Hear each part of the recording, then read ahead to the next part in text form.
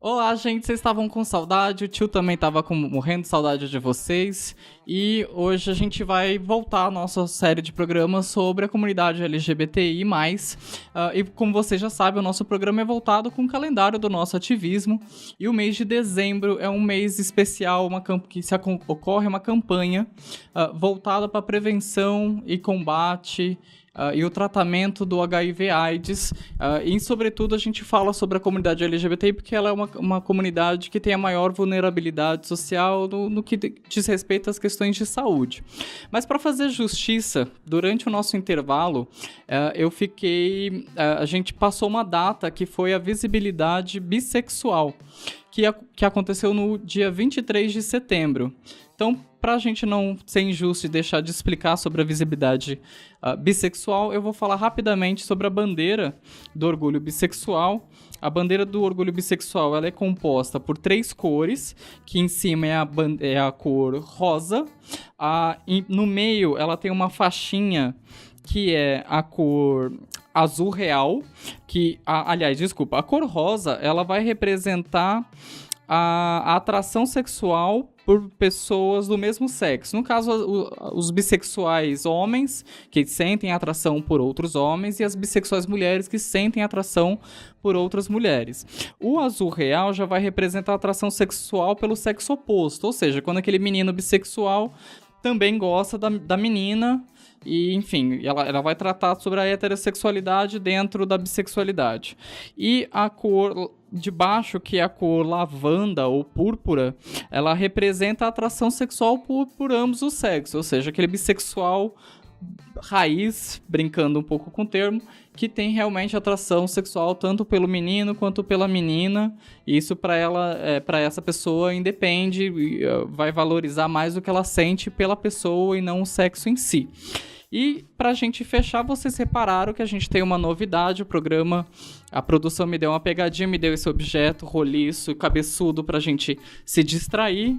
Então não se preocupe que eu vou estar olhando aqui pra esse negócio, que é uma novidade aqui do programa.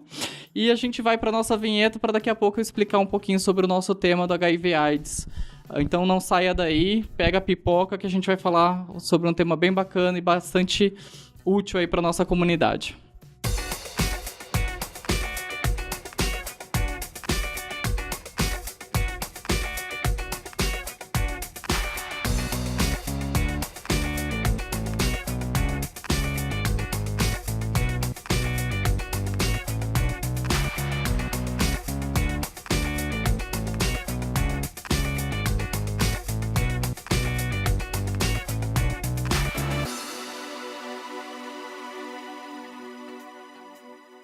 Bom, pra gente falar um pouquinho sobre HIV/AIDS, eu trouxe uma convidada muito especial, grande aliada da nossa comunidade LGBT aqui na cidade de Jundiaí, que é a Lourdes, que trabalha no CTA, tava me falando desde 1996, dedicada a esse trabalho de saúde, de prevenção com a nossa comunidade, não só com a comunidade LGBT, né? Um dos grandes estereótipos quando a gente fala de HIV/AIDS é pensar que só o LGBT que pode contrair o vírus, né? Então... Isso mesmo, né? Toda a população está vulnerável ao HIV. Mas não é a única população que pode naturalmente se contrair. Mas a gente fala porque o programa tem esse foco. Sim. E aí, do mês de dezembro, o CTA realiza... Claro que o CTA realiza o ano inteiro essa campanha, mas no mês de dezembro a gente tem uma campanha muito bonita que tem esse lacinho vermelho que a Lourdes trouxe aqui para nossa produção, para a gente lembrar sobre a questão das prevenções sobre as doenças sexualmente transmissíveis em si, né? Uhum. Mas eu queria que você explicasse, antes de mais nada, o que é o CTA, onde ele está localizado e qual é o tipo de serviço que ele presta para a comunidade. Sim. CTA quer dizer Centro de Testagem e Aconselhamento em DST/AIDS. É um serviço estratégico para o Programa Nacional para o combate da epidemia, né? Nossa principal atribuição é facilitar o acesso ao diagnóstico. Absorver a demanda que quer fazer o teste e vai ao banco de sangue, aquelas pessoas que não conseguem chegar na rede básica, né, na UBS, atender quem não chega nesses serviços, né? E facilitar o diagnóstico. Então, para isso, a gente trabalha com porta aberta, não precisa agendar, demanda espontânea, né, de segunda a sexta, das 7 às 17. E onde que ele está localizado? Na Rua Conde de Monsanto, 480, primeiro fica no andar. Vianello, fica próximo ali da pracinha, né? Isso, o jundiaense conhece como Postinho do Vianello, né? E ficamos no primeiro andar, então é só chegar e já subir as escadas. A recepção dá bem de frente para a escada. Um dos principais trabalhos que vocês realizam lá, além da questão do teste em si, o CTA busca muito falar sobre a questão da prevenção. Né? Porque melhor do que você ir fazer o tratamento, é melhor você se prevenir da doença. Quais são as estratégias que o CTA tem conseguido fazer aqui em Jundiaí para conseguir conversar com a juventude, conversar com as pessoas sobre o básico sobre a prevenção para doenças sexualmente transmissíveis e a mais grave delas, com certeza, que é o HIV/AIDS? Então, o próprio CTA, a gente entende o teste como um serviço estratégico de prevenção. Então, o ato de fazer o teste já é prevenção. Então, e o aconselhamento, quando a gente entrega um resultado de exame, é entregue individualmente. É quase um trabalho individual de prevenção. Para cada entrega de resultado, a gente conversa com aquela pessoa para ajudá-la a ela buscar suas próprias estratégias de prevenção. E disponibilizamos, assim, hoje em dia tem um rol de tecnologias disponíveis, né? Então, a gente divulga a PEP, que é a medicação, né? Que a pessoa pode tomar se ela, né, escapou lá uma transa sem camisinha, uma relação eventual, né, passou e fiquei preocupado, o que eu faço? Agora tem a medicação, que é o mesmo do tratamento. É o mesmo conhecimento que a medicina tem para violência sexual. Então, a gente disponibiliza esse serviço lá no CTA. O diálogo, né, entre os casais, fazer o teste. Isso um trabalho da nossa rotina, né, que a gente tem lá. Fora isso, a gente busca parcerias com escolas, né? Por exemplo, com a comunidade LGBT, participando dos eventos, né? Isso que eu ia te perguntar, Lourdes. Como é que tem sido a receptividade de escolas, instituições de ensino em geral, os espaços públicos? Porque não adianta a gente pensar que a pessoa vai hoje eu acordei e resolvi ter conhecimento sobre prevenção de sexualidade. As pessoas não vão até normalmente, imagino, me corrija se eu estiver errado, as pessoas buscam o CTA quando ela já está precisando de alguma ajuda. Isso. Ou ela tem uma desconfiança, ou ela sabe que ela errou ali em alguma questão da prevenção na noite anterior, enfim, ela já vai buscar o CTA num momento que talvez não fosse o ideal, né? É um grande desafio. Como é que tem sido essa receptividade para trabalhos de prevenção mesmo? Para quem não chega ao CTA, né? Isso que você está...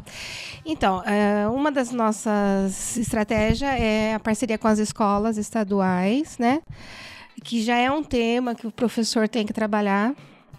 E o que o CTA faz é buscar, assim, a gente potencializar as ações daqueles professores que já na sua rotina diária, né, de lidar ali com o aluno, já desenvolve uma ação. Então, a gente potencializa com os nossos conhecimentos, com o nosso material, a gente empresta vídeos, né, banners, e potencializa a ação do professor para atingir o adolescente escolar.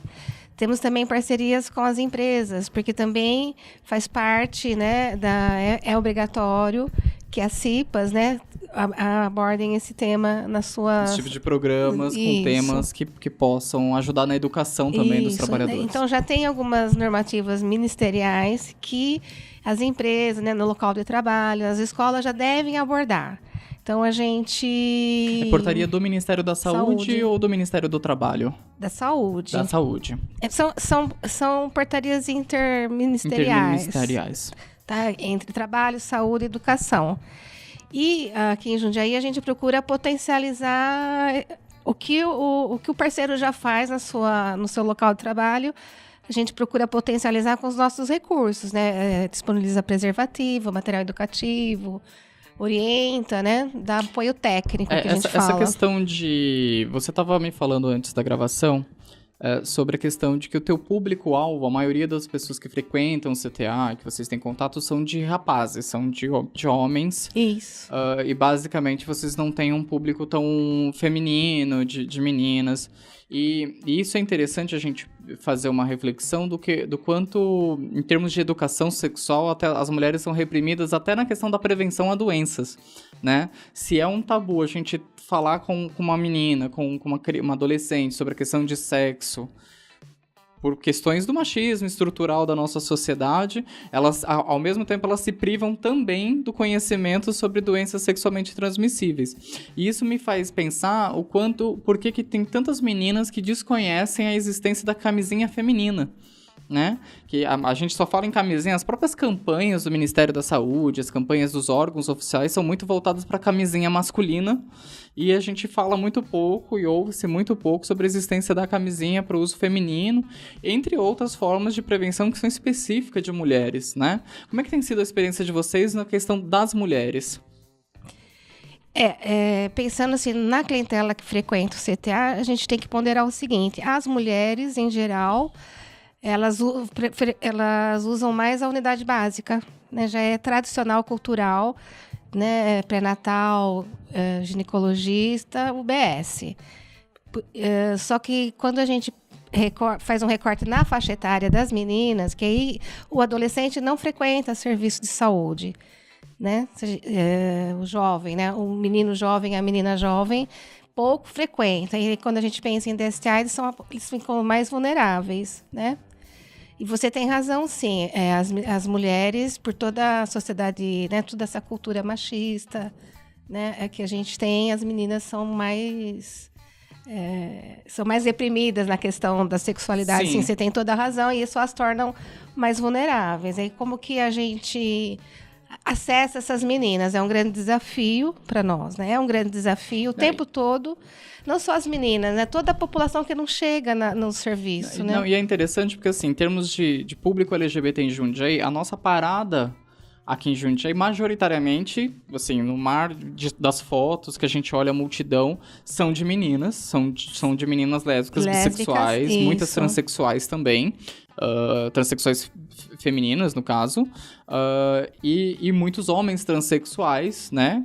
Que é importante falar, porque o homem transexual, se ele não tivesse submetido a nenhum procedimento cirúrgico, a maioria deles, inclusive, não se faz por falta de conhecimento, por falta de recursos financeiros, por uma série de outros fatores, mantém um órgão sexual feminino, né? Isso. E a vagina. A vagina. E essa pessoa precisa continuar mantendo os mesmos cuidados, como se fosse uma mulher, porque o órgão sexual tá ali, né? E muitos, inclusive, fazem a utilização, não deixam de negligenciar esse órgão na questão do seu sexo, né?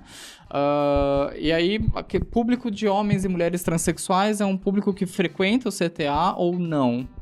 Também é um público que a gente acaba não conseguindo alcançar na rede de prevenção.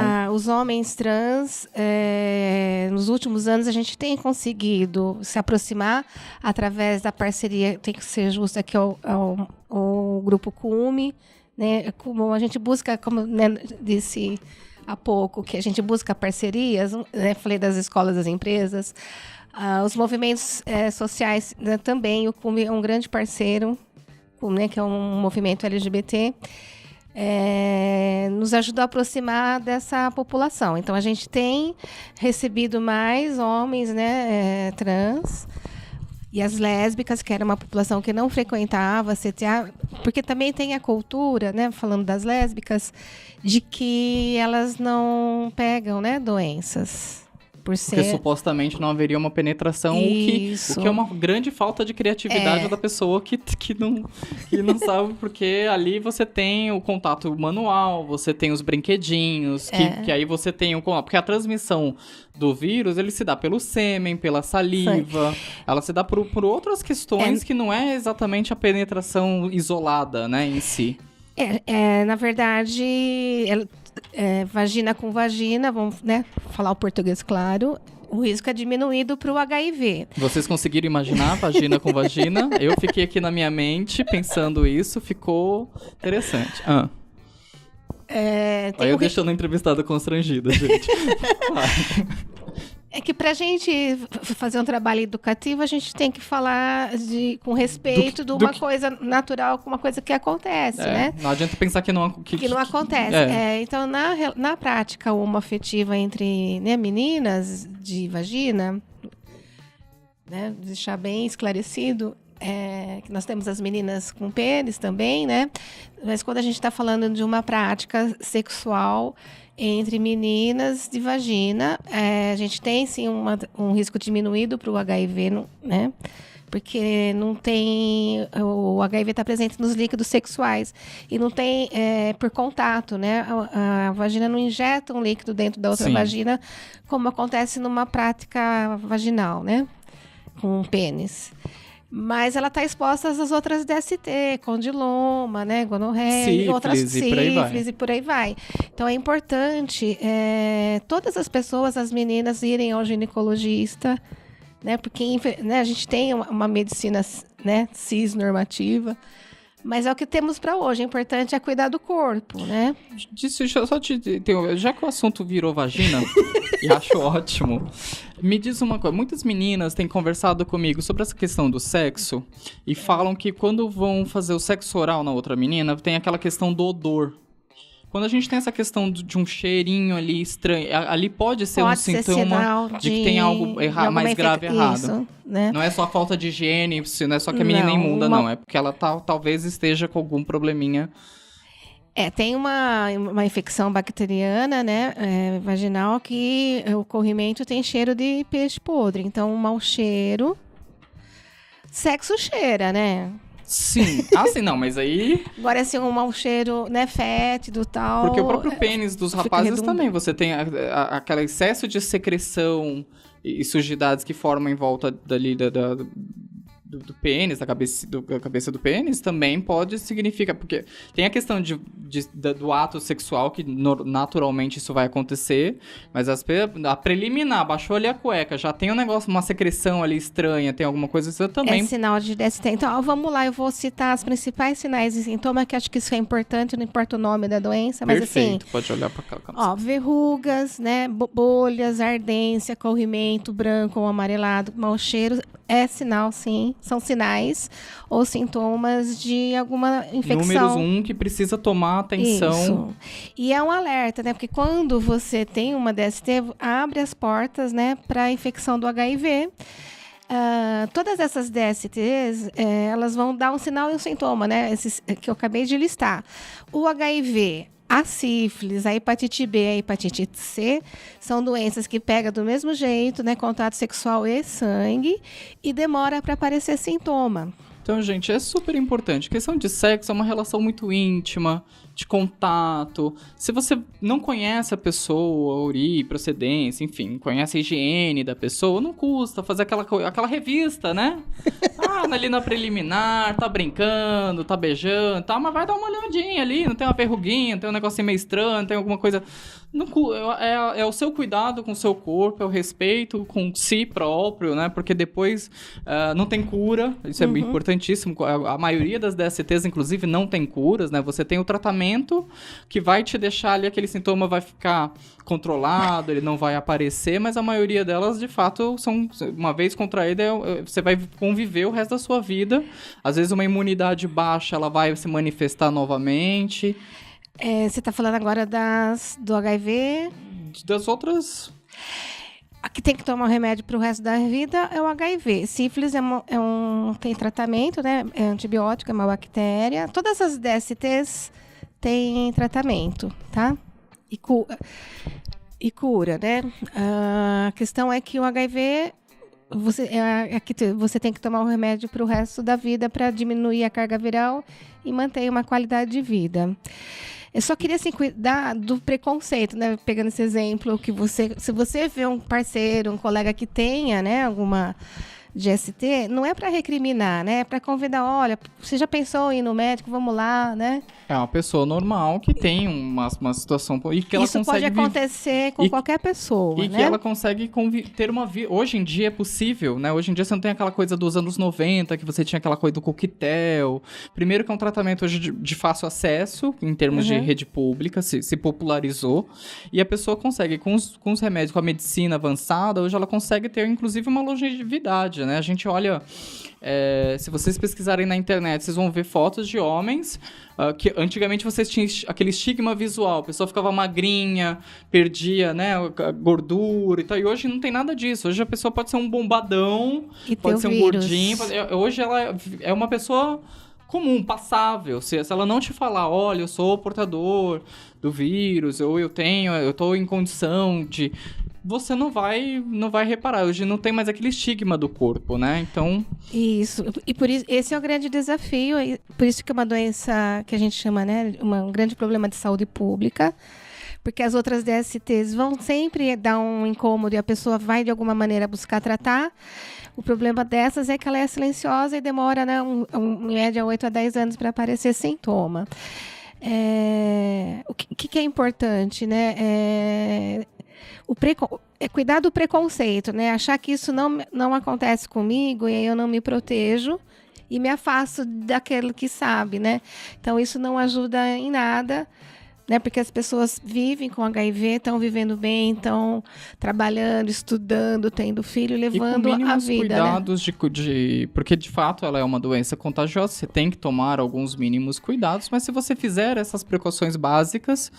Hoje, a pessoa em tratamento, né, por isso que a gente batalha lá no CTA diariamente para fazer diagnóstico, né, abrir as portas. Quanto mais pessoas testadas, eu quero localizar as pessoas que são positivas, para que no plano individual ela tenha acesso ao tratamento e alcance a carga viral indetectável e diminuir a transmissão, né? Essa é a meta, que a gente fala meta 90-90, que é diminuir, como é que a gente vai conseguir diminuir os casos novos? Quando a gente conseguir colocar as pessoas em tratamento, as pessoas portadoras em tratamento, e carga viral, né, ela em tratamento, alcançar a carga viral indetectável e diminuir a transmissão. Outro dia eu li de um rapaz que é militante nessa área da saúde, do HIV, em que ele dizia que se 100% das pessoas que foram detectadas estivessem dentro do ambiente, dentro da saúde, estivessem na sua fase de tratamento, a gente não tinha novas contaminações. Esse é a nossa meta para 2030.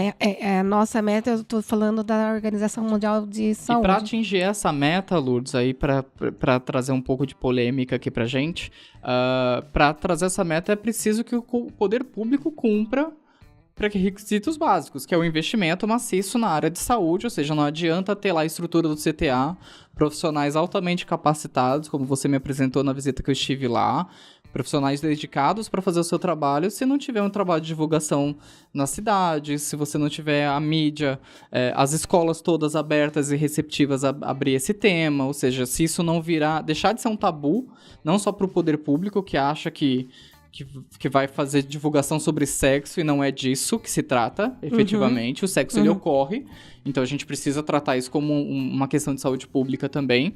Então, Lourdes, no mês de dezembro, o CTA faz uma campanha mais pesada com essa questão da mídia para as campanhas de prevenção e tratamento do HIV/AIDS. O que vocês vão realizar durante o mês de dezembro para a comunidade jundiaense sobre as questões de prevenção? Além de ampliar o horário lá no próprio CTA, das 7 às 17, né? Nós vamos estar no dia 8 de dezembro, que é um sábado, ofertando os testes lá no centro da cidade. Nós estaremos no ambulatório de especialidades, que fica no HSVP, que é o Hospital São Vicente de Paulo, que é a rua Campos Sales, 350, no centro, que vai ser das 9 às 13 horas, certo? Isso. E aí, depois a gente vai colocar o endereço aqui para vocês, mas é no centro, no Hospital São Vicente, e esse ambulatório ele vai funcionar voltado especificamente para essa questão das doenças sexualmente transmissíveis. No sábado, São Vicente não usa esse espaço. A gente vai estar ocupando o espaço do São Vicente. Com a equipe do CTA, né? A equipe do CTA vai lá no centro da cidade fazer o teste. É um hospital mais conhecido, né? Fica no centro, fica de mais fácil acesso. A ideia é facilitar o que já é facilitado, né? E a campanha, ela visa mesmo quem nunca fez, né? O teste, né? Quem nunca pensou, né? Quem acha que comigo não vai acontecer, essa pessoa é uma boa candidata para fazer o teste. Lourdes, agradeço muito a sua participação aqui no programa, foi bastante esclarecedora no âmbito da saúde, que é um dos aspectos que mais deixa a comunidade LGBT hoje vulnerável, além das questões financeiras, além das questões dos preconceitos, a questão da saúde da população LGBT tem sido, inclusive, temas de faculdades, de audiências públicas, de setor público, porque é uma comunidade que, de fato, carece de informações tão básicas como essas que você nos ajudou a passar aqui no programa. Então, eu agradeço muito a sua presença aqui hoje, tá bom? Eu que agradeço a oportunidade, né, de estar divulgando aí onde fazer o teste. Você está assistindo Novo Dia TV.